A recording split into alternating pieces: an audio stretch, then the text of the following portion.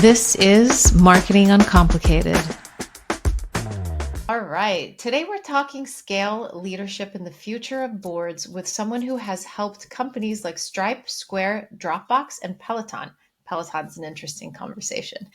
Actually expand worldwide. So let's dig into it. I'm so happy and pleased to have Jonathan on my podcast, or JJ as he likes to be called. So welcome. Thanks, Sasha. Thanks for having me. Pleasure to be here. Yes. So let's dive in a little bit. And as I like to start a majority of my conversations, JJ, before we get into the new report, when you think about scale, what separates companies that accelerate from one that stalls? Communication and leadership alignment to the investment required to scale. So let's dive in a little bit into the communication piece of it. Yep. Communication. So some context here. I developed a program with AWS called Global Passport Program about 3 or 4 years ago. And we've rolled that out now to 21 cities in the world. And the biggest gap that we've seen across the hundreds of companies that have been through that program, and we're talking companies that are doing 10 mil ARR to 100 bill ARR, the biggest gap is communication as a holistic thing. And when I say communication as a holistic thing, I mean communication intern the org at a C-suite level and how that folds down through the org that way, function by function, and the misalignment cross-function to the single message that the pitch of the organization takes. And it is amazing the inaccuracy of a pitch across various different stakeholders at the same level, at functional levels, to how that then works outward to market. So, obviously you get iterations of products, and there's people that were in the org when it first started. There's people in the org that, 10 years on have joined the org yesterday. That changes someone's pitch in how they talk about it. So you think about that out to market, out to your clients, you think about that out to partners. If that's falling through the cracks, which it often is, and on average, hundreds of workshops in now, it's about the best we've seen it on average is 30% accurate. Wow. Now that is staggering, because these are fantastic organizations, and our view of the world is if we can improve a business 1% every day, we're going to have a massive effect on that.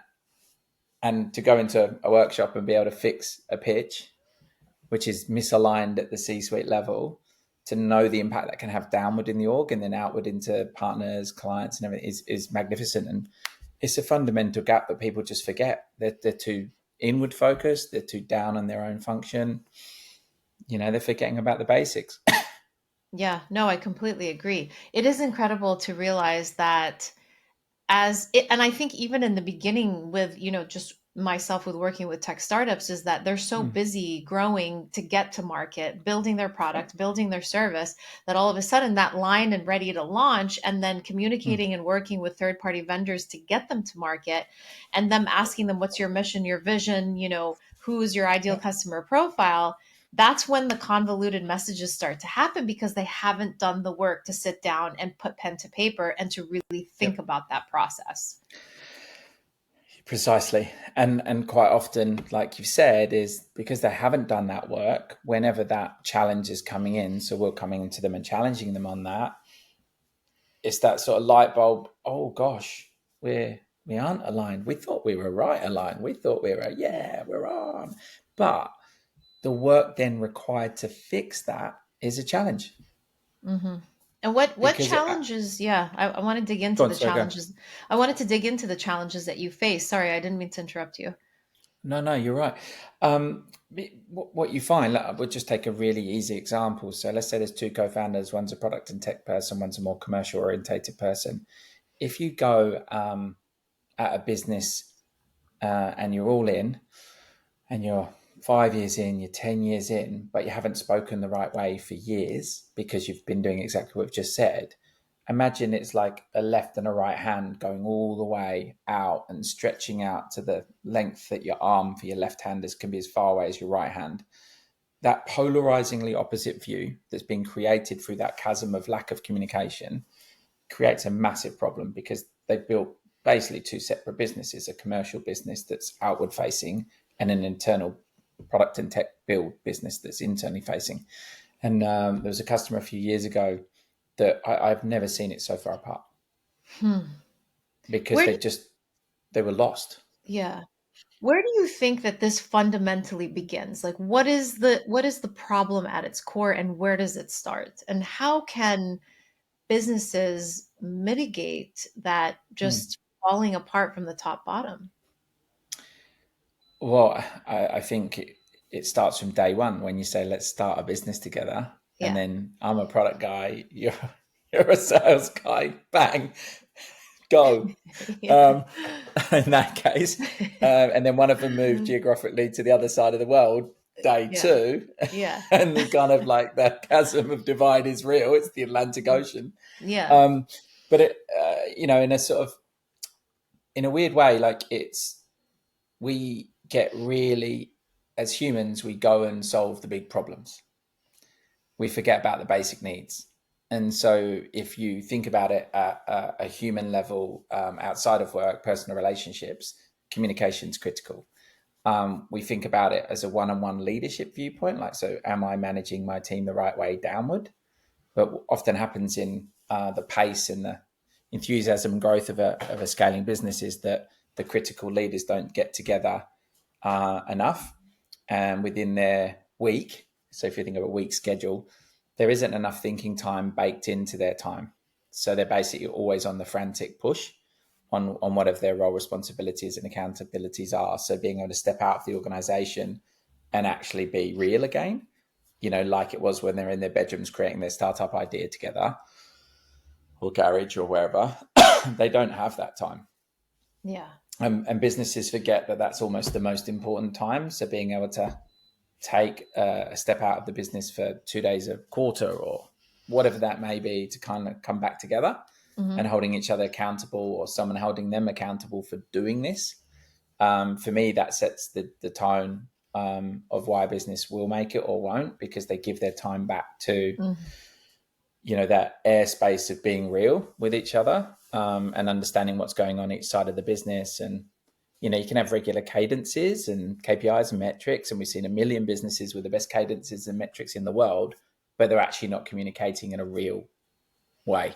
Yeah, yeah, completely. And I love how you talk about it from top down all the way to, the I don't want to say the lowest of the totem pole, but Yep. from C-suite all the way down to, junior level role. Mm, That's the word I was looking for.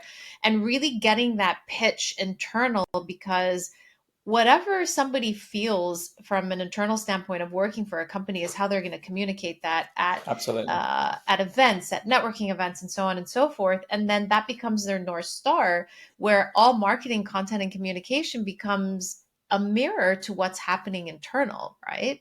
Mm, And absolutely.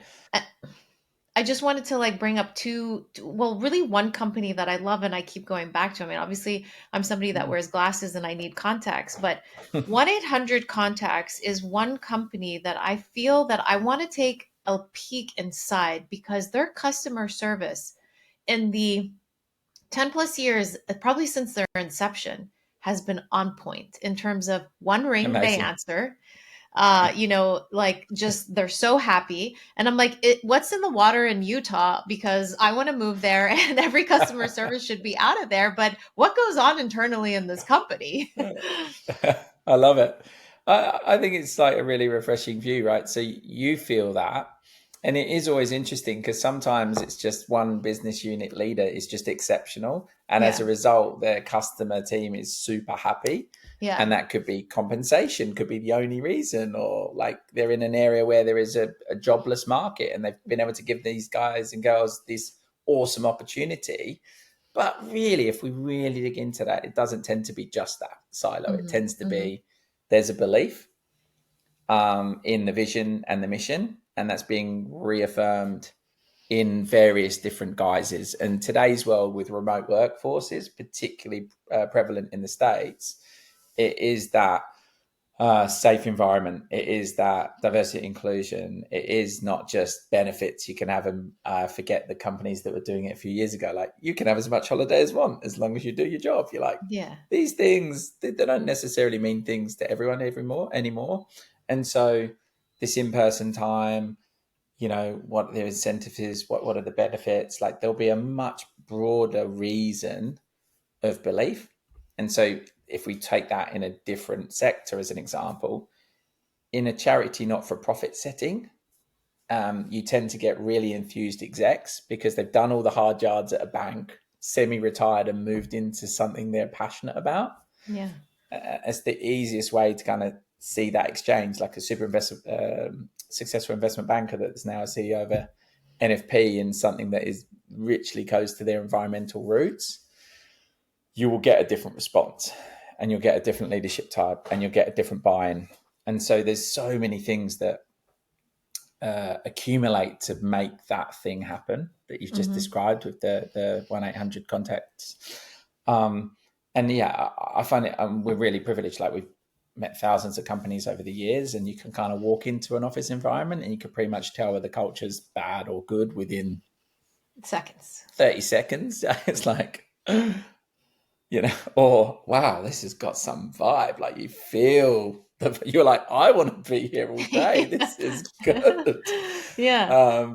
And it's, as opposed to the pin drop. Now, sometimes the pin drop's super good because everyone's like in bang intense on their work and they're getting great outputs in a different way. But yeah, we're really, really lucky to have seen and lived that. I did my internship a long, long time ago in North Carolina, a place called soccer.com, which is the largest soccer apparel company in the world. And Mike and Brendan started the business in a garage sale when they were at high school. And what to me, why I mention that is it's a fascinating environment because they decided to hire a lot of their team from, what would you call it there, the judicial system. So people that were coming out of, some of your prisons and give them a second chance in life, but they're all locals to Hillsborough, which is obviously near Raleigh there. Now, as a 21-year-old intern from the UK, that was quite confronting to see that, but it was very empowering to see the warmth of those individuals in that setting to us as we worked in sales, worked in marketing, worked in ops, and then we worked in the warehouse. And this was the warehouse, and this is like, whoa, this is a variety of characters that perhaps I wouldn't have seen elsewhere. But that ability to not just have a great vision and mission, but then actually how you compute that into the humans you pull around you. And if you think about that, like you're giving a human a chance in life, that empowerment of that individual is so compelling. And that brings joy to everyone's heart to see someone that maybe wouldn't have got a job and would have ended up on the street having a job and being safe in an environment. And so that can create ultimately completely different organizational feelings through how you go about thinking about solving that problem. But as long as the communication pathway is right, and as long as those divisions make sense in who you hire and how that comes together, it creates a really, great environment, regardless of it being a for-profit organization or a not-for-profit organization. And you think about that helicoptered up into our world within technology, it's all for what? And so if someone gets the all for what right, and everyone buys into that, that tends to be layered down, if it's layered down well and communicated well. The reason you get those environments where you feel that vibe when you walk through the door, because you shouldn't have to have your values on the wall for them to be seen and lived. Sure. I completely agree. It should be communicated through the way you act, through the way your clients speak about yourself, through the way that your team believe in what you're doing. Yeah, I love that. Two companies and observations that I want to bring up just based on that. One was a Italian restaurant in New York on 81st and 2nd, where the owner had given down to the busboy steak in the restaurant. I have never Amazing. been to a restaurant that was so synchronized, so passionate about every individual that stepped in that room, from the maitre d all the way down to the busboy, that gave from their heart. The minute that door opened, and you felt Amazing. so seen as a diner sitting there getting waited on, that you just wanted to throw all of your tips at them because it was the best experience that you've ever had, and it wasn't fine dining, right? That's amazing, right? I think you Yeah. need to send me the restaurant address Yeah. for my next trip to New York. I look Yeah. forward to going. Totally. And then secondarily, one of the things that I did when I started with a startup was our customer service was bleeding. And Mm, I don't know how the heck I came up with this idea, but a friend of mine had just become a stay-at-home mom and she was talking about her network of stay-at-home moms and so on and so forth. And hiring customer service overseas when you have a little bit of a catchy and a cute, very, very social media company can get lost if you hire them in the Philippines or India just because of mm, language barrier and tonality, right? yeah, And then if you hire in the US, it's very expensive. So I ended up hiring 7 stay-at-home moms at the cost of one person at New York salary, and I gave them all amazing. minimum wage New York standard because I think at that time, and I even increased it was like $14 an hour. I was hiring Mm, moms in Mobile, Alabama, and I was changing their lives where they told me they were mm, able to put out a mortgage on a second home and so on and so forth because she was doing customer service around the clock as she was breastfeeding her child. yeah, yeah, Yeah, super compelling. Yeah, yeah, and it's how you solve the problem, right? If you want exceptional customer success in this regard, I really am compelled by the way you talked about that. We ran a program of work during COVID to support displaced workers. And so we retrained them into future growth opportunities. So Melbourne was the second most locked down city in the world, a huge tourist hub and a huge university hub. So you think about hotels, the restaurants, the bars just died. yeah, Those humans, by nature, their environmental skill, going yes, to your restaurant point, is communication, is customer service. So we retrained 400 odd people into being CSs for SaaS companies and e-commerce companies. It was life changing for them because they didn't know these roles existed, and it played into their environmentally built softer skill sets that they've just had embedded in their careers for some in cases 5 years, some cases 20 years of working in a hotel. And overnight we could double their salary from moving from a hotel job into a CS job where they are the most impactful person because they've got the raw skill. They understand the end customer way better than the 21-year-old grad who just graduated in a non-specific skill and actually hasn't got those softer skills of real customer. mm-hmm. And it was just a fascinating example of how companies should think more broadly about um, how they hire and how they think about building function, because you don't have to have 3 years of SaaS experience in a CS role to be able to deal with a customer and a customer complaint and a customer solution. You have to have empathy. You have to have that ability to communicate in that in Yeah, that in that totally. session. So for me, it's like really interesting that you picked that one out because it's certainly something we saw and solving it differently. So in this case, mothers with babies, but in other cases, it can be people that are migrants that are being discriminated against because of their name or their color or their Yeah, age, yeah, and the system doesn't really support that still today because yeah, job boards just don't do a good enough job in screening that out. yeah. I completely agree. So you've worked with unicorns and high growth companies globally. What's the biggest misconception founders have about scaling? They can do it themselves. Mm. So it's them standing in their own way. Normally, Yeah. yeah, And how does that's that probably the impact? biggest. Yeah, go ahead.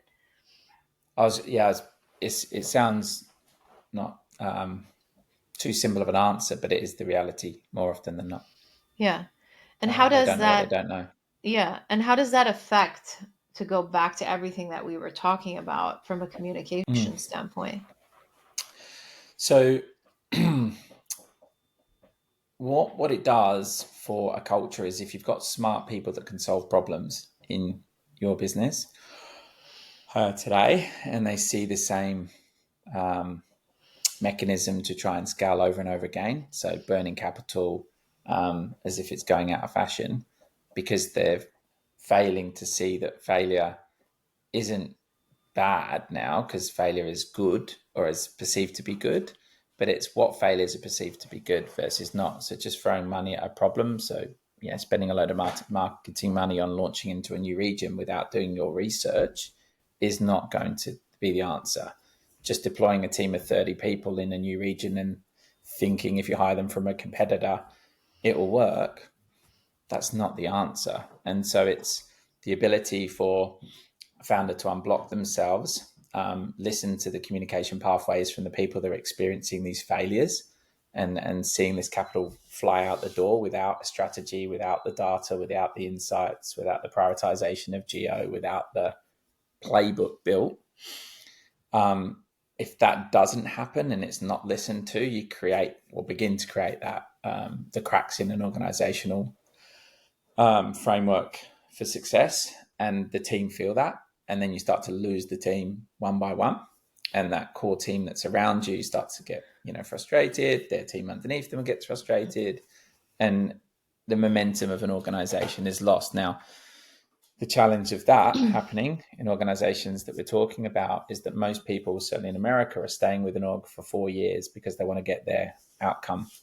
If that happens at year 2, they got 2 years of not being a good human, and you've got 2 years of them in your org of them being frustrated to live with, and you Yeah. never get that trajectory because they're not bought in. See, we've all seen it in workplaces. There are drifters and there Yes. are plodders, Yeah. and then there are disruptors. Oh, I like that you segmented it out that way. Drifters, plotters, and disruptors. Yeah, you don't want those in your org. Yeah.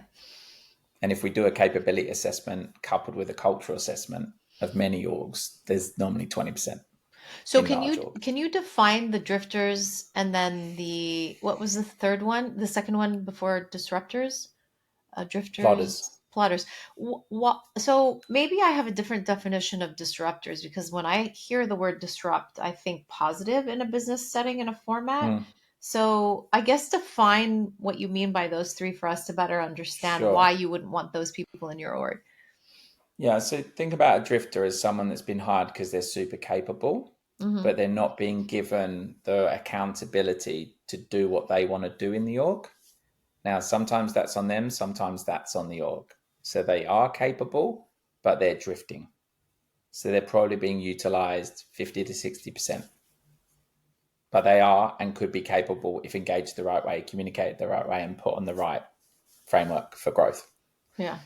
They tend to exist because of poor communication pathway, poor leadership, poor management, and a lack of accountability to a direction. Or they can also exist because they're in the wrong role and they were mishired through miscommunication of what the role was and put into a role. So they're super capable, but they're in the wrong role for the wrong reasons. Hmm. That can happen all the time because if I walk down the street in Florida where you are, or I walk down the street in New York, and I asked what a product manager does, and I spoke to 100 people, I'd have 100 different answers. Hmm. And so communication at an interview level and then into a role responsibility level does break down, which is why a lot of mishiring happens. Hmm. Hmm. Then you go to plodders. Plodders tend to be people who have got 2 years experience in a company and never succeed. And then they go to the next company and the next company and the next company. And you'll tend to find they're there for about 2 years Hmm. because they seem good, they interview well, but they plod. And plodding is, no, it doesn't matter what role function you're in. Let's just think about it as an account management function or a CS function. They do just enough. And Hmm. so 75% of target, they plod. They're not driven. They have no compelling reason. They've got no goals in life or no goals in the business that are compelling enough to pull them out of the slum of being a plodder. And that's a self-reflection thing. They're just lost as a human normally. But a lot of orgs have them because culturally they're quite good sometimes. They're normally the person that organizes the beers or does the roundup for events, but they're not a high compelling performer. And unfortunately, that they're not very good in an org because then you suck in the great people around the plodder. Hmm. Hmm. And then you've got the disruptors. And you're right, good or bad. But in the context of bad, this could be a super elite person that everyone aspires to look up to and Mhm. thinks they're an elite performer, but they've been disenfranchised in some way, shape, or form. So they become bad blood in the organization. So they're disrupting with their smartness and their pull of the staff to a negative context now. So I don't agree with the strategy, or this was wrong. We shouldn't have gone to that market. But it stays in the org. So it's like a constant pulse. Think about it as that constant beat. There's a heartbeat in the org now that's running at a different pace to the true heartbeat of the org, and it's a disrupting one. And to put it into real life heart terms, it's like this person is going to create a stroke event at some point unless we remove them. Yeah, yeah. Thank you for those definitions. That was really helpful. Let's dive. Did you have one last comment on it? No, but I do think the only thing I'd sort of pull it all back round for you Mm-hmm. on Mm-hmm. is that it is remarkable if you go to a team in a function, let's say it's a CS function because we've been talking about it, and you ask the team to identify the different profile types. Do you think that most of them know? Yep. Okay. Yeah. So we went into an org a while back, Ooh, elite org. Everyone had that's an intense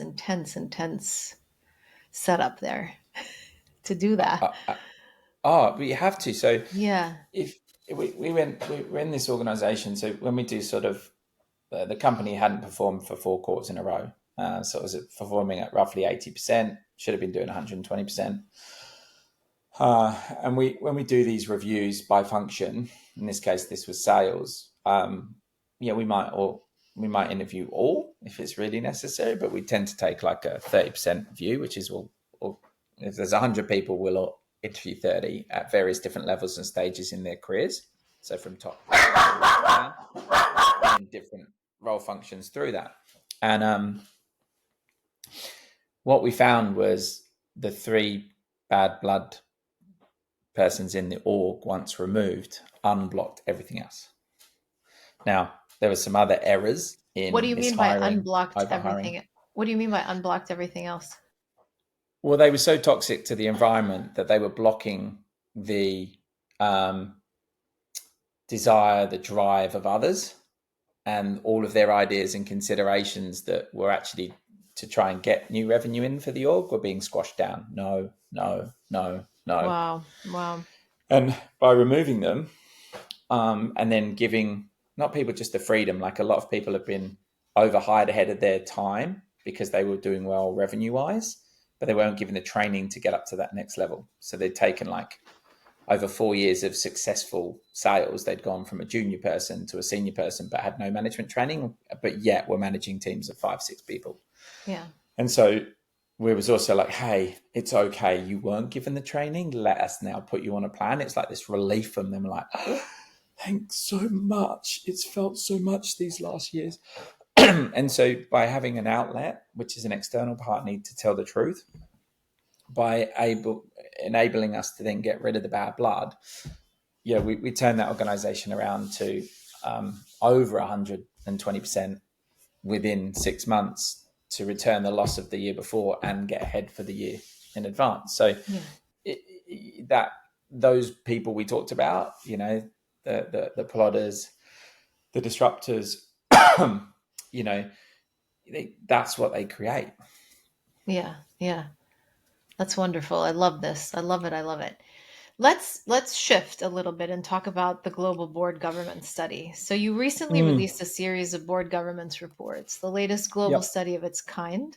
So what patterns or red flags stood out to you? Because I'd love for you to mention insights from the 750 plus directors and VCs and Yep. founders. That would be really good to dig into. Sure. Is there particular aspects that are compelling to you, and you think for your listeners? Because obviously we've got a lot of data coming out of that, but is there a particular area you wanted me to start with? I think at a high level, just pull out what were the key identifiers that came out of the report that were either aha moments or you knew Mm. it but you confirmed it, Okay. and then shockers, really. Maybe you Yeah, didn't have any, maybe.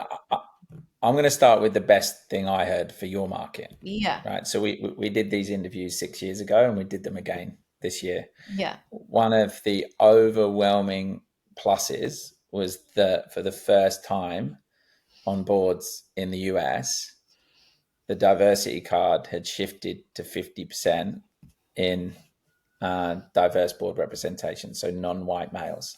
That's great. And we were like, wow. And I think it Yeah. was like 55%. So it's an Things incredible are shift. changing.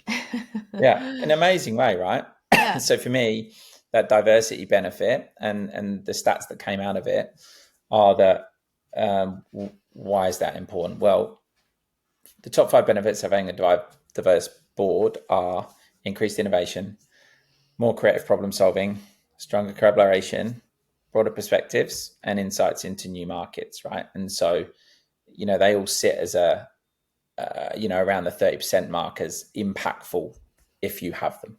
And the fact that we've now got 50% of boards in that case now in that space, you hope the industry, will shift, and you hope those businesses that have compelled themselves to do that, will see the value exchange as a result.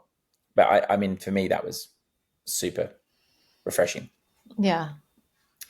Um, what I guess from a market viewpoint, what we get from boards is reality checks as well. So you don't Yes. always hear the noise because you hear the PR from the latest, greatest tech business that's just raised $1 billion and is scaling around the world.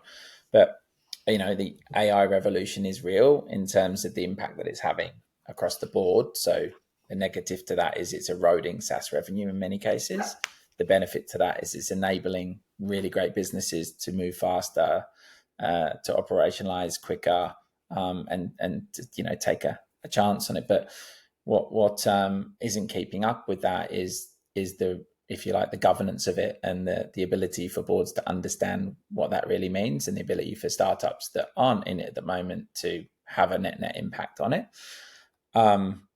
The biggest challenges with this type of technology and the broader format of the world as it is today is that competition's hot. So you and I come up with an idea tomorrow, there's probably 30 other people in the world that are coming up with the idea at the same time, and everyone's going at it.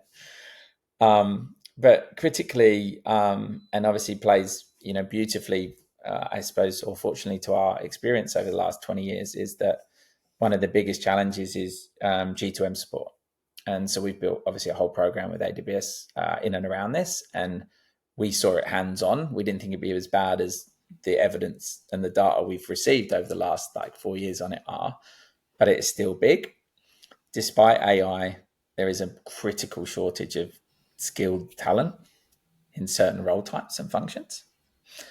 But with the ways of doing business today and the challenges that we have at a geopolitical level, despite AI and the tools, like if we started a business 20 years ago, it's very easy to start a business today than it was 20 years ago. Yes. There is an increase in cost in trade. Hmm. So great hires cost more. Like I know from all the travel I did last year, travel costs a lot more. And even going Uh, and even hiring overseas now is increasing as well. Absolutely. So we're not, I'm not sure how much you've read up on it, but we're seeing certainly in AI, there are hubs that you would never associate with our world, years back, right? So AI hubs in Nigeria, Kenya, Hmm. places like this that are not traditional markets to build engineering teams out. We've obviously spent the last 20 years or more in India, and, then 10 years or so ago, it became the Eastern Southeast Europe. Asia, Yeah. Eastern Europe for those in your side of the world as well, like Latin America, great Hmm. engineers out of Argentina and places like that. Hmm. So as their skill sets rise, as their influence on the market has risen over these decades, obviously they've moved to US, our best engineers in Argentina, let's move him up. Our best engineer is in it, let's move her across. They then get US salaries, and then they go back to those markets, and everyone's bar lifts. So that's going to be a constant problem, because the cost of doing business and doing trade in general, tariffs aside, is going up. Hmm. Yeah. It's wild. It's wild times, like, or like the Mm. what you use in terms of the wild west, and it's just it's. I think I think paths are diverting and splitting so fast that we can't Mm. even keep up with it. And to your point, I mean, it's beautiful to see these things happening in Kenya and Nigeria and so on, but it's just there is so much that's happening so fast that it's so hard to keep up with in so many levels. Absolutely. And that's, we didn't really talk about the Middle East, but like there's a program going on. I got a wind of the other day where they're looking to build, like one of the cities is looking to build almost an army of AI engineers. They're looking for 10,000 engineers in the next Yeah. like 24. And you're like, I, I, I don't know how well you'd go finding So those 10,000. that's either Saudi or Dubai.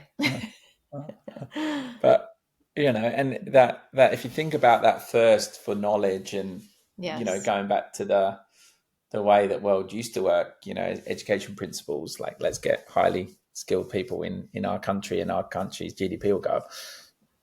It's kind of like the fight is real for talent. I mean, we've been through talent wars in different ways over the last 15 years, but this is a global thing. It's a global shortage in this category particularly. Yeah, you're not only just going to be competing with somebody in your local state, you're competing with somebody on a global level, which is wild. I mean, the competition Mm. is just immense now. And you think about that back to the report at a board level. Um, yeah, if you've been on boards for the last decade, you probably wouldn't have been through that. So Yeah. not many people have been through this scaled issue Yeah. because it's new to so many people. Like AI is completely new to lots of people, and its relevance to the companies that have been built for 30 years.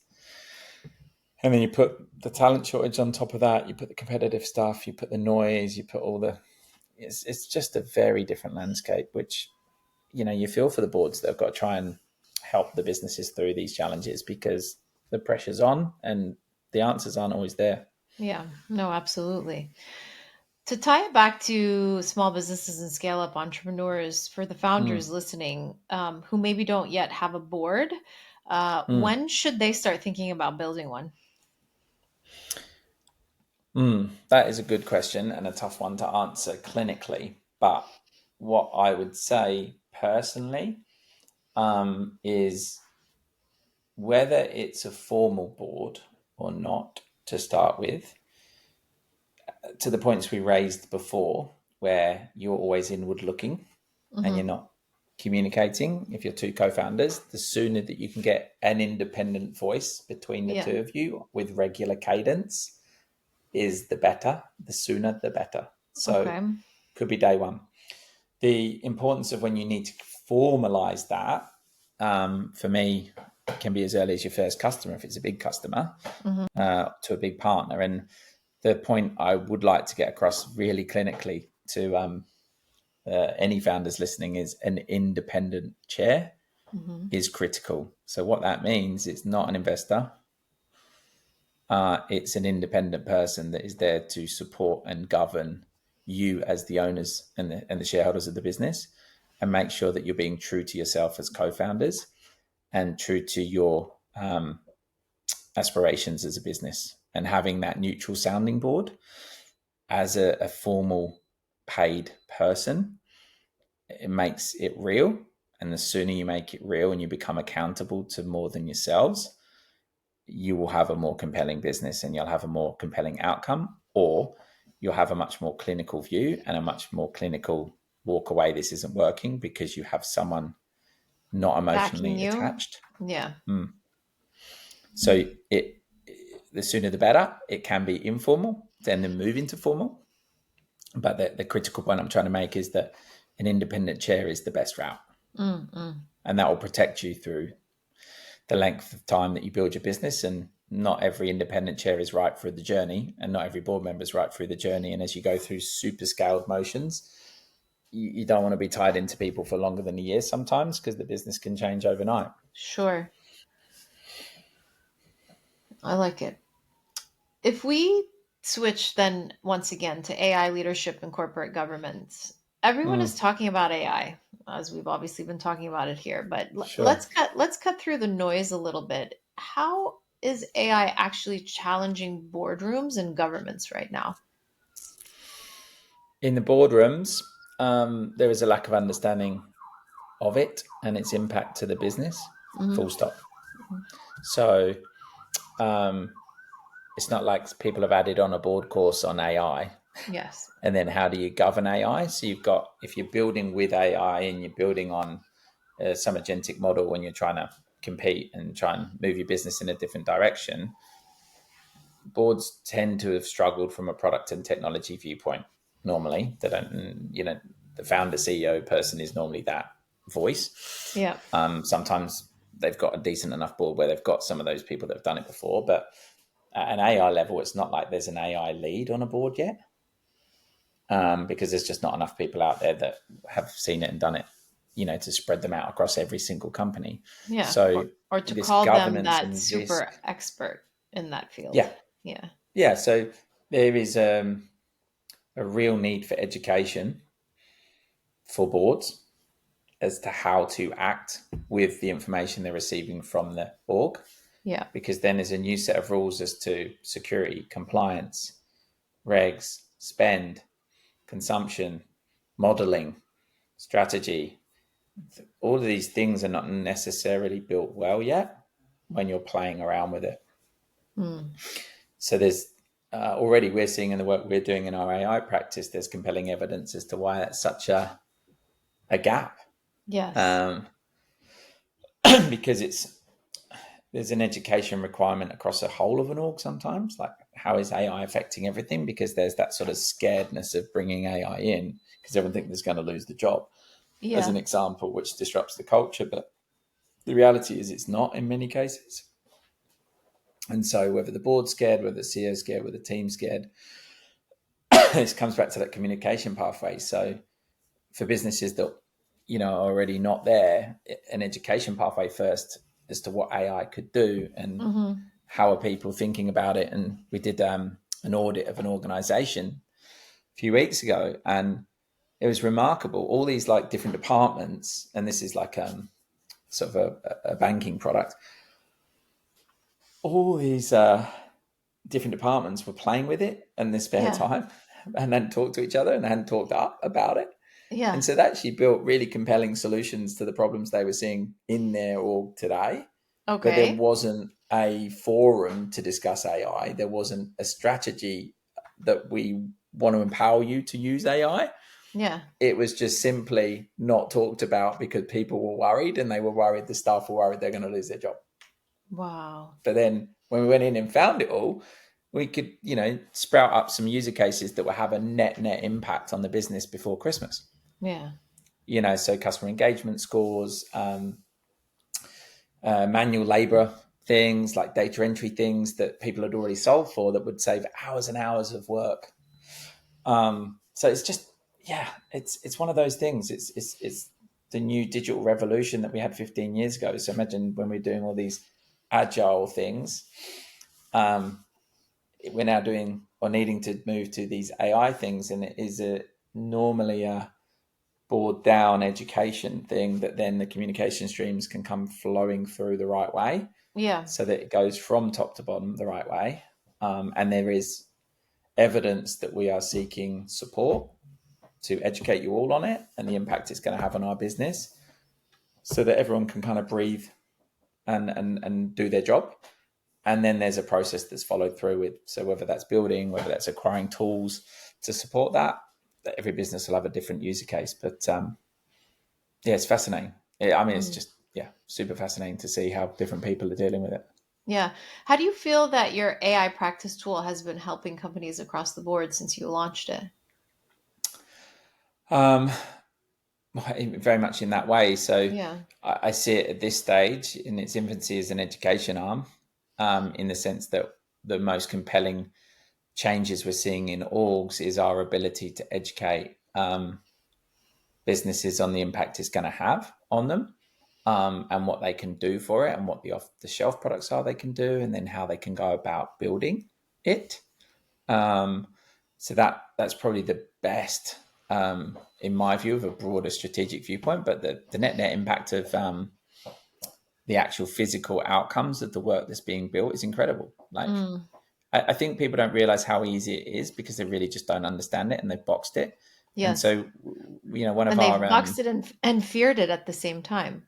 Absolutely. So we've got like a 2-day program for businesses where all the execs get in the room the first day. We understand the business strategy, we understand role responsibility, what they're accountable for. And then the next day we get them back in and we build with them. So they physically build the tool and they walk away with a live AI tool. Yeah, that's And they realize fantastic. how easy it is because they've been there building it with us. It's like it's like pairing in development. You're just Yeah, pairing with something that they don't. And there they are. They've got their first little start to AI, and they can like sort of sit proud as a yeah, non-technical person with a like, oh, I've actually built something, and go back to the yeah, business and say yeah, we've made an impact on our business. We have done something in AI. And I think that's the funny thing about technology always is in bigger organizations, not non-technology bias, is that IT or the CIO department is seen as a cost center. And so with AI, depending on the business type, it actually can be seen as a very compelling revenue center in many user cases now. And when you And that's say, also a massive shift. yeah, and when you say build AI tool, are you saying that you implement existing AI technologies, or that you build AI agents for them that is Yeah. proprietary to their needs and so on? And so it's the latter. Okay. It's the latter because that's the fastest way. Yes. Now, we have got tools that you can embed in that way, but you would tend to be pulling from different data sources, and that Yeah. when you haven't done that work, that can be dangerous. So the easiest user case is the one you've just mentioned, right? Which is Yeah. to get an agent up and running in an existing Yeah. function that serves the needs for a business blocker that's occurring now that the execs have identified but just don't know how to solve for. Yeah. That's great because a lot of people think AI agents are like the harder part. Mm. So, Well, this is it, right? yeah. And we're in a fortunate world where everything is everything is there, Yeah. and anyone could do it. That's a good and a bad thing. Yeah. Yeah. So, from a guidance for founders and leaders, before we close out shortly here, if a founder came to you tomorrow and said, JJ, I want to scale smart, not fast, Yeah. but smart, what is the first thing you would look at? Them as a human, the role they're playing, what they want to get out of this, what are they driven towards, and why, and how are they acting out, month to month. So, what are they actually doing? Yeah. Yeah. So, we believe in people-led growth, not product-led growth. So that's why we do it that way around. Hmm. You're JJ, only as Rich. good as the people you've got Yeah. Yeah. 100% and their agree. ability to do their job properly and their Hmm. freedom to do it well. Yeah. Yeah. I completely agree. And I mean, and it's just as execs look at the people that they hire, I mean, they're only as good as the people that's on their team as well. So the Totally, which is, yeah. execs that fear hiring somebody smarter than them are really not going to travel very far. Yeah, and I'll give you like, I'm sure the guys won't mind me saying this, but a certain organization mentioned earlier, Stripe, what I found fascinating with those guys was when we're doing the interview process for some of their first critical hires in the overseas market here, it was like a 23 stage interview process. And I'm like, Yeah. wow, that's deep. That's like, what can you do in 23 steps? Like Yeah. that's a lot of steps. Now, what was fascinating was two chaps were going through the process, flown out from Australia, and well, for me, it was like unbelievably good, the decision making and understanding of this. So, one did 22 interviews, one did 23. The Hmm. 23rd passed, the 22 didn't, and the feedback loop was the reason the person didn't get the job was that he personally could do 2 or 3 jobs in that function, and that we didn't want generalists. What we wanted were people that could do one thing super, super well and focus on that. And like that's always resonated me like 12 years on, because I totally am compelled with that view. And the model we've built historically for hiring critical people or any person is that my view on the world is that one person can only be great at a maximum of 3 things at any one time, Yeah. and that those 3 things have to be related to their core skills. And to be happy and successful in a job, 85% of your time you should be working in your core skill, and have that focus for 80% of the time on those outcomes that relate to that core skill in your role. And every time that starts to be concertinaed or squashed down or extended out, then you see critical gaps occurring in an org. And Yeah. so if you take that back to that interview process, what I thought was really important was that because someone was great for the org culturally, it didn't mean that they fitted the roles that were there today. Mm-hmm. And they were Mm-hmm. willing to forgo that despite their buy-in on that individual, because it didn't fit into the required need at the time for that critical first few hires on the ground. Yeah. And being so strict with that, I think that's why they are so successful as an org, because they had such a strict set of boundaries in a good way that they could get the right people in the org for the right roles at the right time. Mm. That has always, I was just astounded by that process, because I'd never seen someone do it that deep and that clinically. And they would have done that for, I don't know, hundreds of hires in the first wave, which is just incredible. Yeah.